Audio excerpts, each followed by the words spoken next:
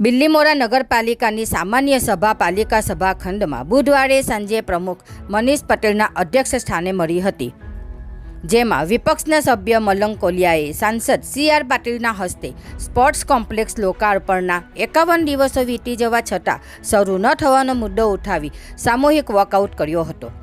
કારોબારી ચેરમેન પ્રજ્ઞેશ પટેલે જવાબ સાંભળી જવા અનુરોધ કર્યો હતો, છતાં વિપક્ષ સભ્યોએ વોકઆઉટ કર્યું હતું. જે બાદ શાસક પક્ષે એજન્ડા મુજબના 53 અને વધારાના 6 મળી 59 કામોને ચર્ચા વિના સીધી બહાલી આપી ફક્ત 5 મિનિટમાં સભા પૂર્ણ કરી હતી. બિલ્લીમોરાથી સંવાદદાતા અશોક જોશીનો રિપોર્ટ.